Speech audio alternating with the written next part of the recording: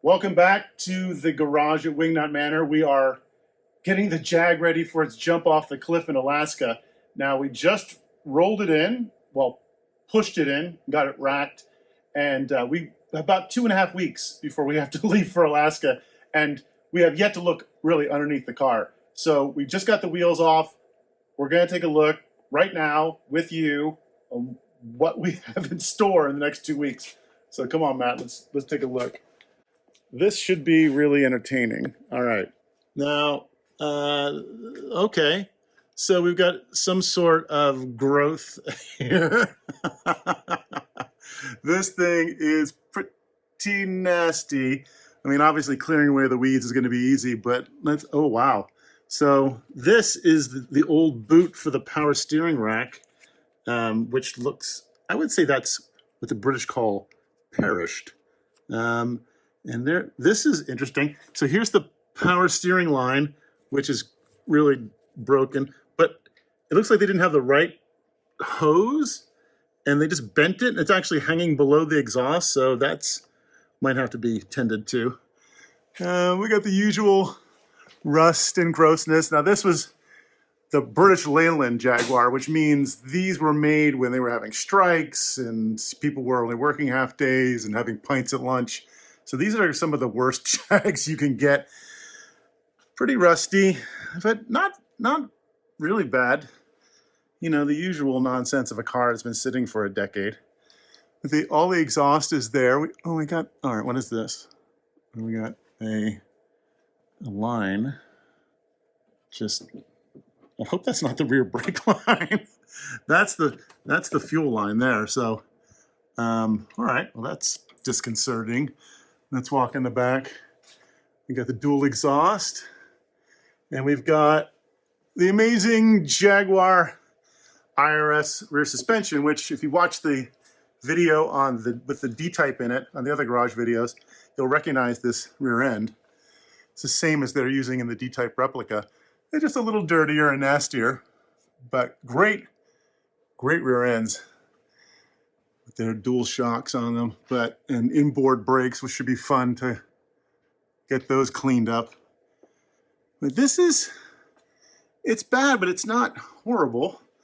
We'll probably just take these rear mufflers off and get it to grumble a little bit more.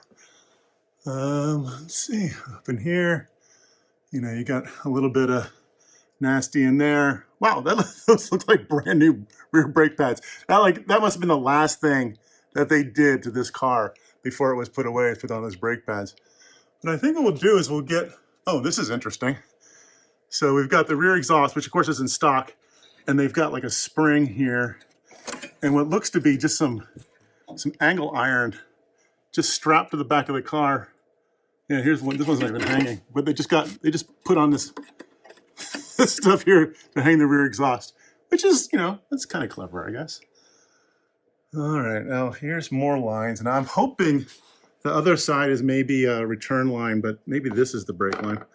We'll find out. It's the emergency brake, which we know doesn't work, and probably because it's not hooked up to anything. So that would usually keep things from operating. There's a lack of connectivity. This is an old smog canister. We get rid of that. But yeah, not too bad. I think we're in pretty good shape. I mean, famous last words. So what Mechanic Matt and I will do now is start digging into each corner and finding out the condition of the brakes, the bearings, the suspension, and we'll take a closer look in a few minutes. But first, we got to clean underneath the car like we did above.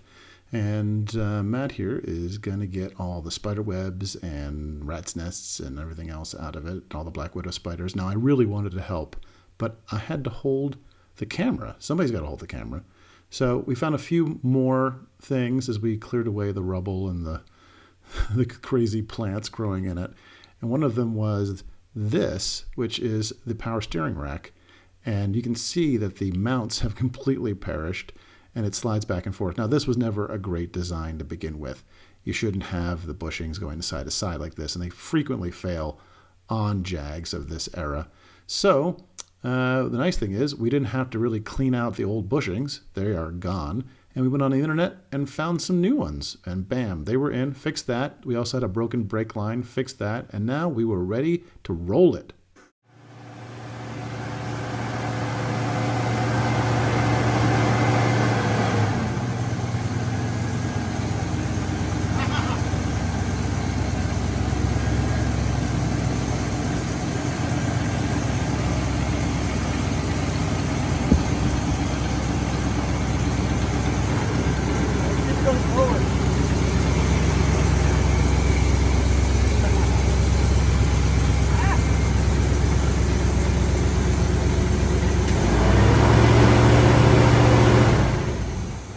First time it's moved in 10 years. Yay! That smoke you see there is the burning off of about 10 years of rat pee.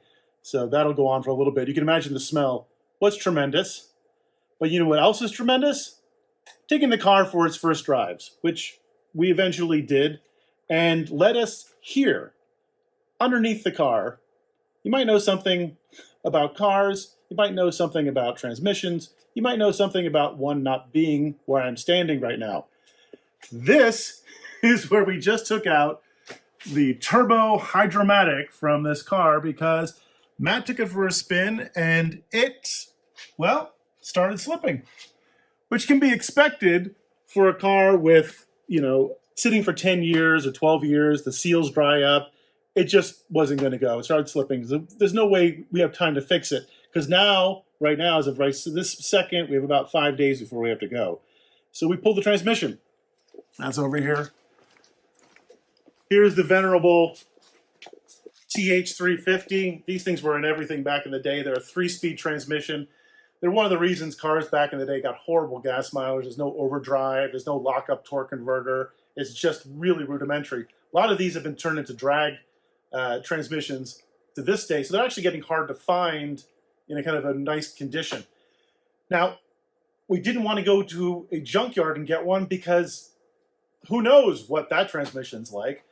And a rebuilt transmission's like $1,700. I'm not going to jump that off a cliff. So a good friend of mine, John Kuhn at Gold Country Muffler up here in Nevada City, helped us find this. This is a Transgo rebuilt transmission we found from a guy in Sacramento.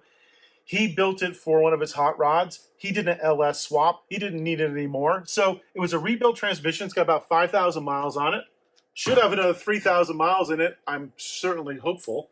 So Matt is going to put this in the Jag, and we're going to see if we've got a good transmission. Because on his drives, everything else went great. In fact, Matt, right, Matt? You like the car. Oh, I love it. All right? It's one of the best driving cars in the world, right? Ish. Ish. He called me, and he's all like, I'm selling my Element, and I'm going to keep this thing because Jags drive great. So we're going to get it out. We're going to take it for a spin. We'll see what we got. But I'm really hopeful that we got a good transmission. Let's find out. And we did get a good transmission. It upshifted, downshifted, and did everything we asked it to do, and it was awesome. We were totally in the green on the transmission. But yet, settle down there, Chachi, because we did have some issues. One of them was this. We were overheating. And by this brown milkshake that you can see, we knew I had some issues deep inside, so that meant pulling things apart. And the first thing we saw was this. The thermostat water neck had completely dissolved. And then we pulled the hoses off. They are the ones with those horrible rings inside that rot, and they clog everything. So that meant pulling the radiator and washing that out. Now, it started flowing after a while, got that totally clean. And since it was out, that meant, of course, a new paint job. Nice job, Matt. But we also had a leak in the pan on the new transmission, so we had to pull that, put a seal on it. We serviced it, put a filter in there. And since that was off, new paint job. And another beautiful job by Matt. Now, we drove it, and it broke down. This time, it was the automatic transmission cooler lines. They burst. Had to fix those, got those done. Then we broke down again when all the vacuum caps that we put to seal all the smog stuff up popped off. But we finally, after quite a few drives, got the car sorted, and it drives great. now that all the mechanical gremlins are hopefully under control, we can have a little fun and play dress up. I'm bringing back the tricorn. Hashtag bring back the tricorn. It's a good looking hat. So I'm going to get dressed up. Now the car needs to be dressed up, and it looks a little something like this.